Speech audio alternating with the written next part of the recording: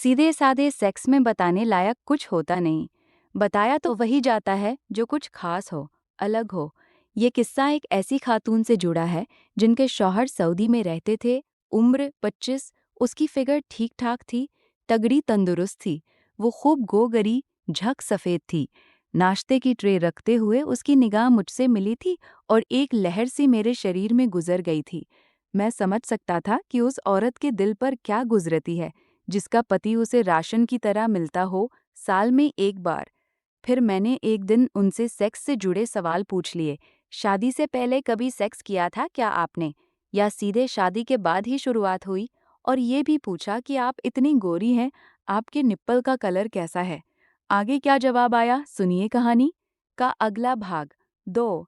फिर एक दिन बारिश के मौसम में, रात में हम सब नीचे ही लेटते थे, लेकिन कभी ठंडे मौसम या बारिश का लुत्फ लेने के लिए कोई ऊपर भी जाके सो जाता था। ऊपर तिमंजिले पर बड़ा सा बरामदा था और 3 कमरे भी बने थे, जिसमें 2 कमरे रहने सोने लायक थे, तो एक कमरा स्टोर रूम की तरह यूज होता था। अहाना मेरे साथ ही सोती थी, जबकि अप्पी को अम्मी शाहिद भाई वाले केस के बाद से ही अपने साथ सुलाने लगी थीं और सुहेल अलग अकेला कमरे में सोता था। रात बारिश हो रही थी और मौसम काफ़ी सर्द था। जब करीब 1 बजे मेरी नींद खुल गई। अहाना अपनी जगह से गायब थी। मुझे लगा बाथरूम गई होगी, पेशाब करने के लिए, लेकिन काफ़ी देर के इंतज़ार के बाद भी जब वापस ना लौटी तो मुझे फिक्र हुई। मैंने उठकर बाथरूम टॉयलेट चेक किया, वो वहाँ नहीं थी, तो कहाँ गई होगी? अम्मी और सुहेल के कमरे में देखा, वहाँ भी नहीं थी। पहले सोचा कि अम्मी को उठाऊं या जोर से आवाज़ देके देखूं, लेकिन फिर सोचा, क्यों किसी की नींद खराब करनी, खुद ही देख लेती हूँ पहले। ऊपर दूसरी मंजिल पे भी बड़ा बरामदा और 2 कमरे बने थे, लेकिन वो खाली ही रहते थे और कभी कभार मेहमान आने पर ही आबाद होते थे। अहाना वहाँ भी कहीं नहीं थी। फिर ज़रूर बारिश का मौसम एंजॉय करने ऊपर ही गई होगी।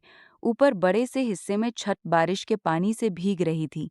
जिधर सीढ़ियाँ खुलती थीं, उधर ही बरामदा और 3 कमरे थे। दोनों कमरे देखे, लेकिन वो वहाँ भी नहीं नजर आई। तो मुझे फिक्र हुई, कहाँ चली गई थी? क्या चाचा की तरफ या बड़े अब्बू की तरफ चली गई थी? मैं अभी खड़ी खड़ी सोच ही रही थी कि ऐसी आवाज़ हुई जैसे कोई कराहा हो। मैं चौंक गई। धड़कनें बेतरतीबाब हो गईं। स्टोर रूम के सिवा कोई और जगह वहां ऐसी नहीं थी जहां से ये आवाज़ आ सकती थी। मैंने दरवाजे पर जोर दिया, पर वो अंदर से बंद था, मतलब कोई अंदर था। मैंने कान लगा के अंदर की आवाज़ सुनने की कोशिश की, लेकिन बारिश के शोर की वजह से ये मुमकिन ना हुआ। खिड़की भी बंद थी। क्या किया जा सकता था? मैंने वहां पड़े प्लास्टिक के ड्रम को देखा, जो टान पर चढ़ने के लिए वहां रखा रहता था। उसे खिड़की के पास लगाकर ऊपर रोशनदान से अंदर देखा जा सकता था। वो कोई खास वजनी नहीं था। मैंने उसे गोल घुमाते हुए खिड़की के पास एडजस्ट कर लिया और ऊपर चढ़ गई। हालांकि किसी अनजानी आशंका से मेरा दिल कांप रहा था और मैं डर भी रही थी, लेकिन इतना यकीन था कि यहाँ कोई बाहर वाला नहीं आ सकता था। जो भी था घर का ही था। कोई। लेकिन खिड़की दरवाज़ा बंद करके अंदर कर क्या रहा था? ऊपर से अंदर का दृश्य तो दिखा, लेकिन कुछ खास नहीं। हालांकि परली साइड की खिड़की खुली हुई थी उस वक्त, और उससे बाहर की कुछ रोशनी तो अंदर आ रही थी, लेकिन वहीं खिड़की से सटे पड़े तख्त पर 2 परछाई के सिवा और कुछ देख पाना संभव नहीं था। थोड़ी देर तक देखती, समझने की कोशिश में लगी रही, लेकिन समझ में नहीं आया। दिल जोर जोर से धड़कता रहा, लेकिन इत्तेफाक से एकदम बिजली कड़की और कुछ पल के लिए एकदम दिन जैसी रोशनी हो गई, जिसमें सब कुछ साफ साफ देखा जा सकता था। और मैंने देखा भी। वो राशिद और अहाना थे, और ये काफ़ी नहीं था। खतरनाक ये था कि अहाना तख्त पर चित लेती हुई थी, अपनी दोनों टांगें फैलाए, और राशिद उसके ऊपर लदा हुआ था। उस कुछ पल की रोशनी में सिर्फ मैंने ही उन्हें नहीं देखा था, बल्कि मेरी दिशा में मुंह किए अहाना ने भी मुझे देख लिया था। और जब अगली बार कुछ पल बाद बिजली चमकी, तो मैंने दोनों को ही फक्त चेहरा लिए अपनी ओर देखते पाया था। मुझे वहां खड़े रहना ठीक न लगा और मैं नीचे उतर आई, लेकिन मैं अगले कदम का फैसला न कर पाई। मेरे दिमाग में वही पुरानी बात हथौड़े की तरह बज रही थी कि शाहिद भाई और शाजिया अप्पी इसी जगह नंगे पकड़े गए थे, और आज मैंने राशिद और अहाना को पकड़ा था। क्या मुझे घर के बाकी लोगों को बुलाना चाहिए? लेकिन इससे ज़्यादा मुझ पर यह उत्कंठा भारी पड़ रही थी कि आखिर पहले या अब ये भाई-बहन नंगे होकर क्या रहे थे? इस कशमकश में कम से कम इतना वक्त तो गुजर गया कि राशिद अपनी लोअर पहनता बाहर निकल आया और बाहर अकेले मुझे देख ऐसा लगा जैसे उसकी जान में जान आई हो। तुम यहाँ क्या कर रही हो? उसने धीरे से मेरा हाथ पकड़ते हुए कहा। अहाना को ढूंढ रही थी, पर तुम लोग कर क्या रहे थे? क्या हो रहा है ये सब? मैंने हाथ छुड़ाते हुए थोड़े तेज स्वर में कहा। उसने घबराकर इधर-उधर देखा। बारिश और बादल का शोर बदस्तूर था। फिर उसने जीने के दरवाजे को बंद करके नीचे वही पड़ा अद्दा इस तरह फंसा दिया कि कोई उधर से खोलना चाहे भी तो खुल न सके। ये क्या कर रहे हो? बताता हूँ, उसने थोड़े इत्मीनान से कहा और फिर दूसरी साइड के जीने के दरवाजे के साथ भी यही किया। फिर मुझे देखते हुए बोला, पहले ही कर लेना चाहिए था, लेकिन कई बार जल्दबाजी भारी पड़ जाती है। यहाँ आओ। फिर वो मुझे पकड़कर अंदर घसीट लाया, जहाँ अहाना तख्त पर अब बैठ गई थी और कपड़े भी उसने पहन लिए थे और डरी सहमी मुझे देख रही थी।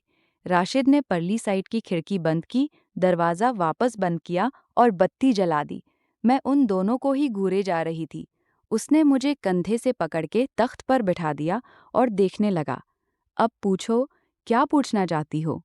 उसने मेरी आंखों में झांकते हुए कहा। आखिर तुम लोग यहाँ नंगे होकर ये कर क्या रहे थे? तुम्हें नहीं पता? तुम सच में जानना चाहती हो या घर में दूसरों को बताकर हमारी पिटाई कराना चाहती हो? पहले ये फैसला कर लो।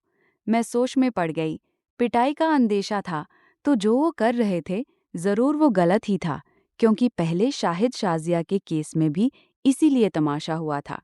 लेकिन उस तमाशे से भी उसे उसके सवाल का जवाब कभी मिल नहीं पाया था और इस बार भी उम्मीद नहीं कि मिल जाए। तब फिर बताओ, क्या कर रहे थे? अंततः मैंने जानने में दिलचस्पी दिखाई। प्रॉमिस करती हो कि कभी किसी को कहोगी नहीं? न कहने और चुप रहने के और भी फायदे हैं जो बाद में सामने आएंगे। ओके, नहीं कहूंगी। अब बताओ। अरे सुनो तो सही, तुम्हें यकीनन नहीं ना? लेकिन ऐसा ही होता है। इसीलिए तो लड़का लड़की की शादी की जाती है कि वे अपने कमरे में खुजली मिटा सकें। शाहिद भाई और शाजिया अप्पी यही तो कर रहे थे जब पकड़े गए थे। लेकिन उनकी आपस में शादी नहीं हुई थी, तो इसीलिए तमाशा बन गया। मुझे यकीनन नहीं, मैंने अविश्वास भरे स्वर में कहा। अच्छा, डेमो दे के दिखाएं? दिखाओ। चल, अहाना, रजिया को यकीन नहीं कि ऐसा होता है, इसे करके ही दिखा देते हैं। ठीक है? हाय, तुम्हें शर्म नहीं आ रही? राशिद भाई के सामने एकदम। छी, मुझे एकदम इतनी तेज शर्म आई कि चेहरा तक गर्म हो गया। तो पहन लूं कपड़े और तड़पती रहूं? अब मैं सीरियस हो गई और दोनों की हरकत देखने लगी। अहाना की आंखें मुंदी जा रही थी और वो एक हाथ से अपने ऊपर लदे राशिद की पीठ सहला रही थी, तो दूसरे हाथ से उसका सर, और राशिद दोनों हाथों से उसे नीचे से ऊपर सहला रहा था।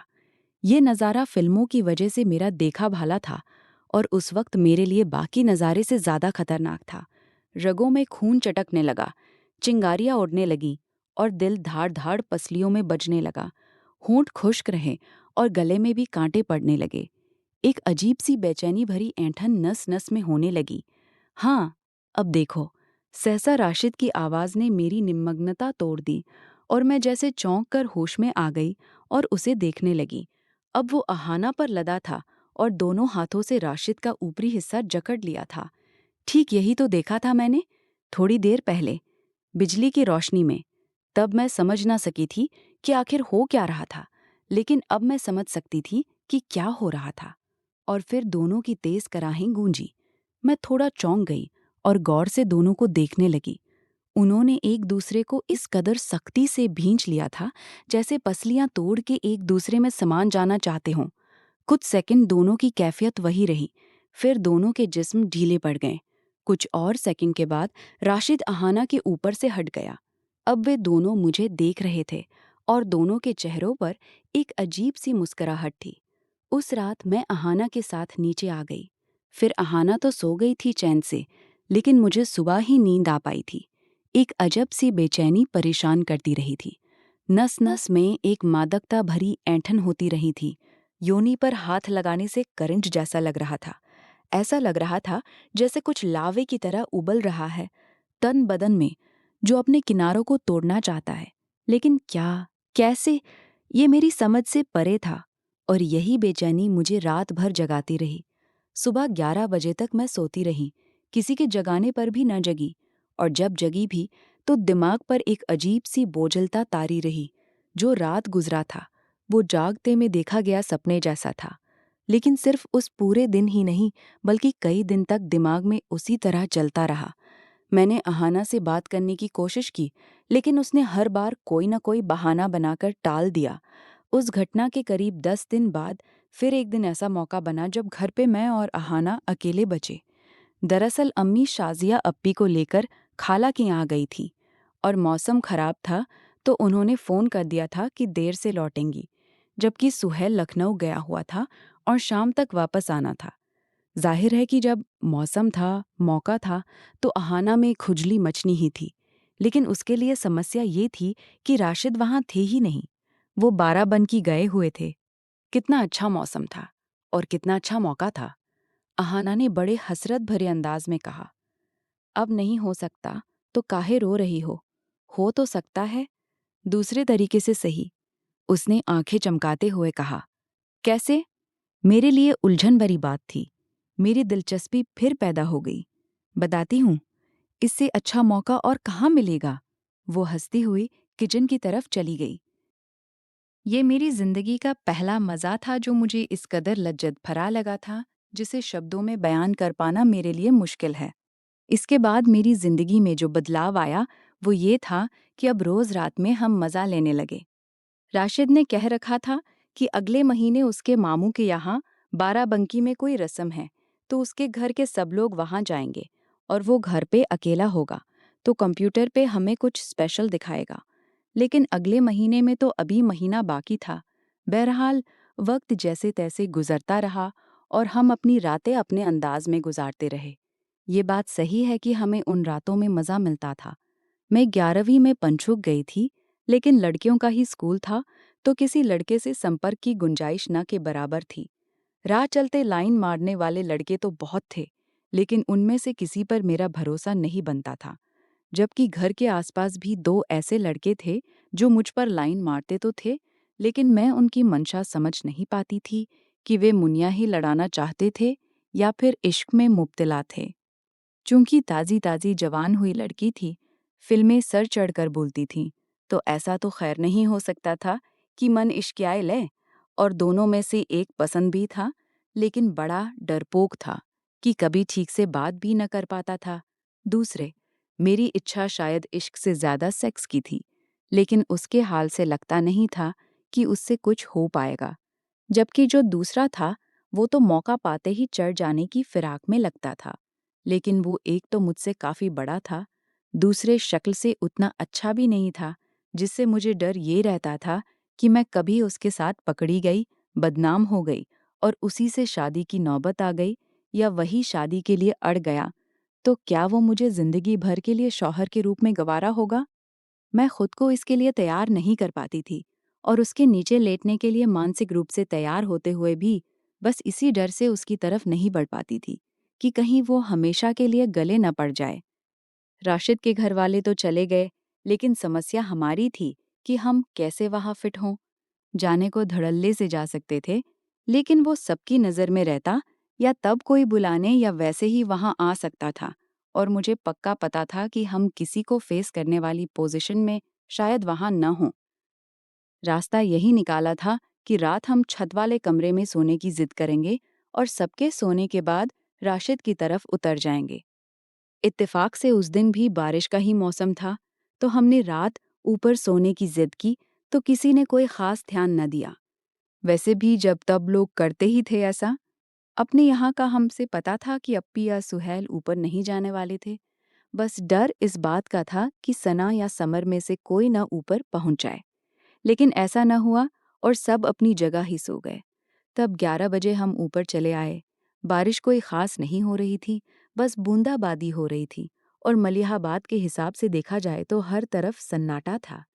हमने जीने के दरवाजे को उसी तरह एक अद्धे से फंसाया जैसे उस दिन राशिद ने फंसाया था, ताकि कोई एकदम से आ न सके। फिर चुपचाप जीने के दूसरी साइड से राशिद की तरफ उतर आए। इत्तेफाक से उसका कमरा ऊपरी मंजिल पर ही था और वो हमारा इंतजार करता मिला। दरवाजे को मैंने लॉक किया और वो दोनों लिपट पड़े और एक दूसरे को चूमने लगे। फिर दोनों अलग हुए तो राशिद मेरी तरफ आकर्षित हुआ। उसका कंप्यूटर ऑन था, लेकिन स्क्रीन पर कोई सीन नहीं था। कहने का मतलब ये है कि दुनिया में बहुत कुछ ऐसा होता है जो तुम्हें मालूम नहीं, लेकिन चूंकि तुम्हें मालूम नहीं तो उसका ये मतलब नहीं कि ऐसा होता ही नहीं। मैं अब भी नहीं समझी। मैं एक फिल्म दिखाऊंगा तुम्हें, ये खास तुम्हारे लिए है, क्योंकि अहाना पहले भी देख चुकी है। बस समझती हो ना? गंदी वाली। मेरा दिल धड़क उठा। मैं अजीब अंदाज में उसे देखने लगी। उसमें वो सब है जो दुनिया में होता है, लोग करते हैं, तो इत्मीनान से देखो, लेकिन ये मत सोचना कि ऐसा भला कैसे हो सकता है। तुम्हें तो पता ही नहीं था। सब कुछ होता है और सब कुछ लोग करते हैं। ओके। मैंने भी ठान लिया कि किसी तरह रिएक्ट ही नहीं करूंगी। उसने फिल्म लगा दी और हम कंप्यूटर टेबल के पास ही 3 कुर्सियों पर बैठ गए। फिल्म दिखाकर राशिद हम दोनों के साथ उसी अंदाज में मजा किया। उस रात 3 बजे जब वापसी की तो एक चीज अजीब हुई कि अपनी साइड के जीने के दरवाजे में हमने जो अद्धा फंसाया था वो अपनी जगह से हटा मिला। हालांकि दरवाज़ा उसी तरह बंद था। इसका कोई मतलब तब हम नहीं समझ पाए थे। लेकिन करीब 4 दिन बाद शाम को जब मैं छत पर टहल रही थी, तब समर आ गया और उसकी बातों से पता चला कि उस रात क्या हुआ था। उम्र में वो मुझसे 1 साल बड़ा था। घर में सबसे ज्यादा लंबा चौड़ा था और शक्ल में भी ठीक ही था। सना उससे बड़ी थी और ये इस बार इंटर में गया था। छत पे उस घड़ी कोई और नहीं था। ये कोई खास बात नहीं थी। घर के बाकी लोग ऊपर कम ही आते थे, बस कभी मैं या सना ही ऊपर टहलते थे। एक फिल्म दिखाऊं तुझे? उसने गौर से मेरी आंखों में झांकते हुए कहा। कैसी फिल्म? मैं उलझन से उसे देखने लगी। उसने हाथ में पकड़े मोबाइल, जो कि N70 था, पर कोई फिल्म लगाकर मुझे पकड़ा दी। अंधेरे में कोई फिल्म थी शायद, लेकिन जब कंप्यूटर की मध्यम रोशनी में चमकते चेहरों में अपना चेहरा पहचाना तो आंखें फैल गईं। मेरे दिल की धड़कनें रुकते रुकते बचीं। वो अजीब अंदाज में हंसने लगा। जब इंसान मज़े लेने के लिए पगलाया हो तो जनरल बातों पर भी ध्यान नहीं देता। उस रात तुम लोगों ने ये इंतज़ाम तो कर दिया कि कोई नीचे से ना आ सके, लेकिन ये ध्यान न दिया कि कोई पहले से ऊपर हो सकता था। मतलब? मैं भौं-चक्की सी उसे देखने लगी। मैं ऊपर कमरे में ही था और तुम्हारे आगे ही आया था, लेकिन इससे पहले कि पंखा बत्ती जलाता, तुम दोनों खुसुर-फुसुर करती पहुंच गईं। तो दिलचस्पी से बस ये देखने में लग गया कि तुम लोग कर क्या रही थी। तुम लोगों ने दरवाजे में अद्धा फंसाया और ठंडे पड़े कमरे देखकर अंदाजा लगाया कि यहाँ कोई नहीं था और उधर उतर गई। तब पीछे से मैं उतरा। मुझे पता था कि चूंकि उधर राशिद के सिवा कोई था नहीं, तो तुम लोग उधर ही हो सकती थी, और वही सच साबित हुआ। पहले मेरा जी चाहा कि मैं भी भंडा फोड़ देने की धमकी देकर शामिल हो जाऊं, लेकिन वो बाद में कैसे भी बदला निकालता ही निकालता। दिमाग खराब है तुम्हारा? एकदम से मेरी जान सुलग गई। समर: अच्छा, राशिद करें तो ठीक और हम कहें तो दिमाग खराब है? पूरे परिवार को दिखाऊंगा मैं। वो चूंकि हम हैं इसलिए हम समझ सकते हैं, लेकिन इतनी कम रोशनी में ये कौन है, क्या है, कोई नहीं समझ पाएगा। समर: ढक्कन। जो बातें कर रहे थे। समर: वैसे मेरी आदत है लोगों के वीडियो शूट करने की। एक बार जमीर चचा और तेरी अम्मी की भी शूट की थी। मैं: छी। समर: छी काहे की बे? करने वालों को शर्म नहीं, हम शूट करने वालों को क्यों शर्म हो? पर वो इतनी ओपन नहीं थी। हाँ, फिर भी कभी ज़रूरत पड़ी तो चच्ची का मुंह बंद रखने के काम ज़रूर आ सकती है। कितने गंदे जहन के हो। मुझे उससे एकदम नफरत सी होने लगी। समर: बहुत ज़्यादा। पूरा ख़ानदान ये समझता है कि पकड़े जाने के बाद से शाहिद भाई और शाजिया अप्पी का रिश्ता ख़त्म हो गया था, लेकिन आज भी कहीं मौका मिल जाए तो शाहिद भाई से बाज नहीं आते। मेरा जी चाहा कि उसका फ़ोन ही तोड़ दूं। मैंने हाथ उठाया, लेकिन उसने झपट कर फ़ोन छीन लिया। इससे कुछ नहीं होगा। सारी क्लिप्स मेमोरी कार्ड में हैं। तुम आखिर चाहते क्या हो? मैंने बेबसी से उसे देखते हुए कहा। तुम दोनों से मज़ा लेना चाहता हूँ, वह भी फुल इत्मीनान से। कुछ इंतज़ाम बनाता हूँ कि सुहैल को दिन भर के लिए बालागंज, लखनऊ या बाराबंकी भेज दूँ। फिर शाजिया अप्पी को ब्लैकमेल करूंगा कि वो चच्ची को लेके कहीं बाहर टहल आएं, रिश्तेदारी में, या सुहेल समेत तुम्हारे ननिहाल ही हो आएं। तब बताता हूँ। इतना कहकर वो चला गया। उसके जाने के बाद मेरे लिए भी वहाँ रुकना मुश्किल था, तो मैं सनसनाता दिमाग लिए वहाँ से चली आई। नीचे मैं अपनी उलझन में पड़ी घर के किसी भी काम से दूर रही, और रात में जब अहाना ने इसका कारण पूछा तो मैंने बता दिया, और सुनकर वो भी सन रह गई। लेकिन रात तक सोचते सोचते हमारा दिमाग बदल गया। वैसे एक तरह से सोच तो इसमें बुराई क्या है? तन हम दोनों के पास है, भूख हमें रोज लगती है, और राशिद महीने 2 महीने में कहीं हमारे हाथ लग पाता है, तो इसे चढ़ा लें खुद पे। मैंने फिर भी प्रतिरोध किया। बुराई क्या इसमें? हमारे लिए जैसे राशिद है वैसे ही ये है। राशिद को समझ हमने चुना था, इसने हमें चुन लिया। फिर राशिद 21-22 साल का है, ये 18 साल का। मैं अपने तौर पर विरोध करती तो रही, लेकिन खुद से जानती थी कि विरोध का कोई मतलब ही नहीं था। दोनों से हमारा समान रिश्ता था, और उससे ज़्यादा कोई बात ही नहीं थी। न ही राशिद से इश्क था। बहरहाल, मन ही मन मैं भी आखिर इस नए और एक और तजुर्बे के लिए तैयार हो ही गई, और सुबह उठी तो कल रात वाला कोई बोझ बाकी नहीं था। अब इस बात का इंतज़ार था कि वो मौका कब आएगा। इस बीच चूंकि एक ही घर में रहते थे, तो समर से मेरा और अहाना का सामना कई बार हुआ, लेकिन उसने किसी भी तरह रिएक्ट ही नहीं किया। हफ्ता गुजर गया। इस बीच रात में हम दोनों बहनों का खेल भी जारी रहा। फिर एक दिन अम्मी ने कहा कि वो आज दुबग्गे जा रही हैं, तो मुझे एहसास हुआ कि शायद समर का अप्पी पर दबाव काम कर गया है। दुबग्गे में ननिहाल था हमारा, और जब भी अम्मी जाती तो सुबह की गई शाम को ही वापस लौटती थीं। टीवी उस दिन भी यही हुआ। वो सुबह तैयार होकर शाजिया अप्पी और सुहेल को लेकर चली गईं, और पीछे रह गईं हम दोनों, और अगले घंटे में ही शैतान की तरह चनी मुसल्लत हो गया था। हालांकि उसने पूछने पर बताया कि उसे शाजिया अप्पी से बात करने की हिम्मत ही नहीं पड़ी थी, और न ही मौका मिल पाया था। जो हुआ था वो सहज रूप से हुआ था। चलो, जैसे भी हुआ, पर कमीने की तो बन आई। तो उतार दें कपड़े? अहाना ने उसे देखते आंख मारते कहा। पहले घर ठीक से लॉक कर दो कि कहीं कोई आ न सके, और देख लो कि उस दिन की तरह पहले से ही कोई हो ना। पहले से वहां खायर कौन होता, ये हमारा हिस्सा छत की तरह, कोई साजी संपत्ति तो थी नहीं। बहरहाल, हमने घर अच्छी तरह लॉक कर दिया। तुम लोगों को याद है कि बचपन में हम कैसे गलियारे में पानी में रपट लगाते फिसलते थे? हमारे हिस्से में ही एक लंबा गलियारा था, जिसके इधर उधर कमरे और किचन थे।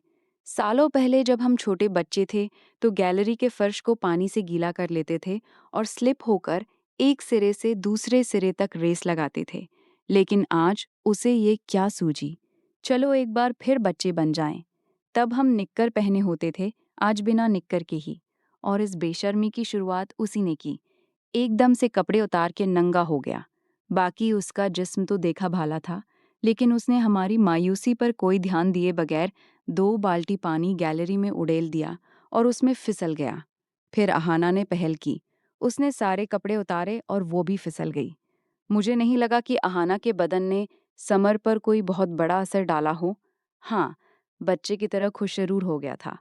फिर मुझे भी खिलवाड़ करने का दिल करने लगा, और मैंने भी सारे कपड़े उतार दिए और एकदम फर्श पर फिसल गई। चलो रेस लगाते हैं, समर ने अहाना के पर चपत लगाते हुए कहा। अब उसकी मर्जी थी तो लगानी ही थी। हम एक सिरे पर, जिधर गैलरी की कगर थी, एक लाइन से रुकते, फिर जोर लगाकर आगे की तरफ मछली की तरह फिसल जाते। पानी कम पड़ता तो और डाल लेते, और यूं ही कभी दो दो तो कभी तीनों रेस करते। अब दो दो हो के स्लिप होते हैं। अंततः उसने अहाना को दबोचते हुए कहा, वो कैसे बताता हूँ। हम औंधे पड़े फिसल रहे थे, अब 2 औंधे बदन एक दूसरे पे लदे पेट के बल फिसल रहे थे।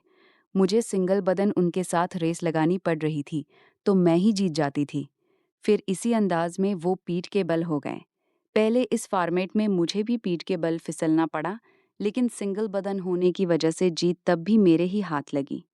अब तू आ मेरे नीचे, उसने अहाना को अलग करते हुए कहा। हम फिर फिसलने लगे, लेकिन अब अहाना जीत जाती थी, सिंगल शरीर के कारण। फिर पीठ के बल होकर उल्टी फिसलन हुई, हालांकि हम मंजिल तक नहीं पहुंचे थे।